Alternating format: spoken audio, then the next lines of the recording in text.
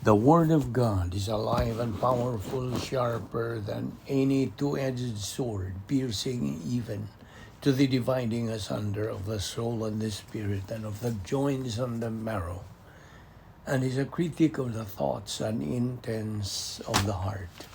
All Scripture is God-breathed and is profitable for doctrine, for reproof, for correction, for instruction in righteousness, that the man of God might be mature, thoroughly furnished unto all good works. Welcome, everyone, our subscribers and fellow believers, our viewers, all of you. Welcome once again to our daily doctrinal Bible study through the YouTube of the Balbido Evangelistic Ministry. Without much ado, let us get ready, prepare ourselves for the study of the Word of God. If you are a believer, use Rebound, 1 John 1:9, and for you unbeliever, Acts 16:31 is what you have to stand on. That particular verse assures you of eternal life. Believe on the Lord Jesus Christ, and thou shalt be saved. Therefore, let us pray.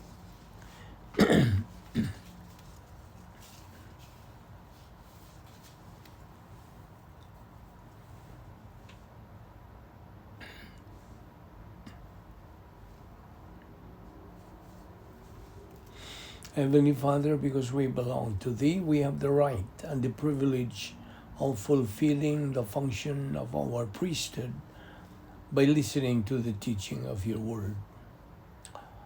We recognize, Father, that our growth, our orientation to life, our understanding of Your plan, Your purpose, Your design for each one of us is based upon the constant, daily, consistent assimilation of Your Word. We recognize that there is no substitute to Your Word, that there is no capacity for our life that can be counterfeited apart from what we have because of Thee. Thank You, Father, for Your faithfulness. Thank You for providing for us this portion of Your Word. May God the Holy Spirit now sanctify us to the nourishment of our soul, for we ask it in Christ's name. Amen. Okay, listen to this. Did you remember God's ultimate goal? God's perspective is eternity. Ours is the present. Ours is the current. God's perspective is eternity. He's looking for the way things are going through eternity. Do you know what I mean? That God looks for the way things are going through eternity. Eternity, that's much bigger, larger picture, right? You see, God wants fellowship with His creation throughout eternity.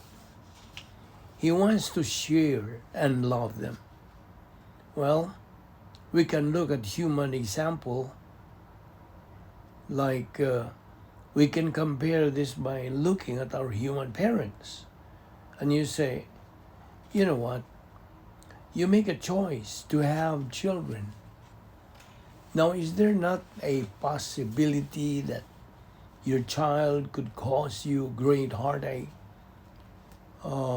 could cause you great pain and suffering? Or maybe when they grow up, they rebel against you. They do not want to listen to you. They just go their own way. They want to be their own or to do their own wrong thing. Or maybe they would become more rebellious. Maybe they would involve with drugs, so they cause great pain to the family, right?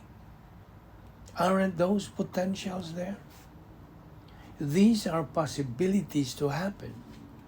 They are potentials to your children to happen that would cause you great pain. But listen, On the other hand, there are potentials for them to bring you great joy and for them to love you and for you to cherish your love on them. And you put those two things together and we have children.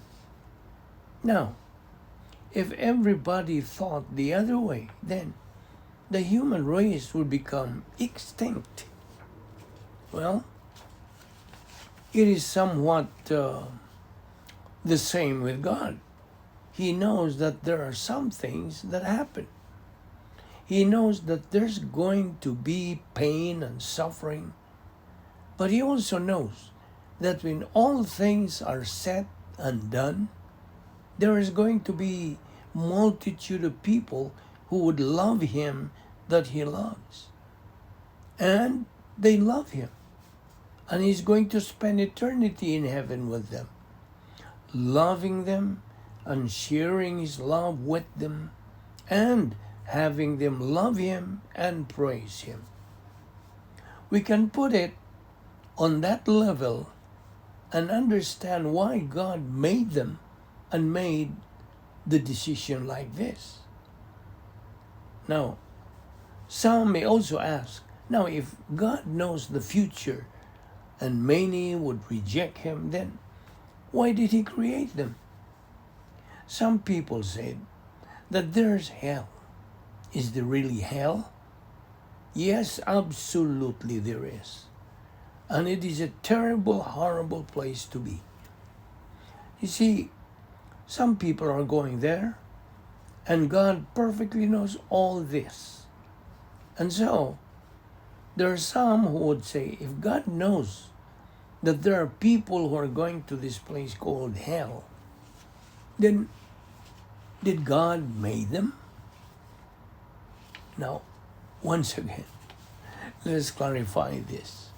When God created hell, He did not create it for man. No. It was intended for Satan and his angels, the demons. Matthew 25:41 says, then He will say to those on His left, depart from me, ye cursed, into the eternal fire that has been prepared for the devil and his angels. Matthew further says that when Christ comes back, He's going to separate the sheep from the goats. He says He is going to put others on the right and the others is going to cast them into hell fire prepared for the devil and his angels. Again, that's in Matthew 25:41. God never created hell for the purpose of putting man there. Listen, that was intended for the angels that rebelled against God. The fallen angels, 1/3 of the angels who followed Lucifer, who is now Satan, these fallen angels are now called demons. Man, listen, man made a choice to go to hell.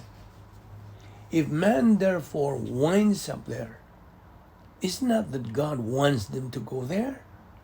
It's not that God tells them to go there. It is man's choice to go there. Did you hear me right? It is man's choice. Remember, God loves us. He wants to fellowship with us forever in heaven. However, since man rebelled against God, then the consequence of that rebellion is sin, pain, suffering, evil, sickness, disease, chaos, turmoil, war, and death. Ponder on these things, my friend.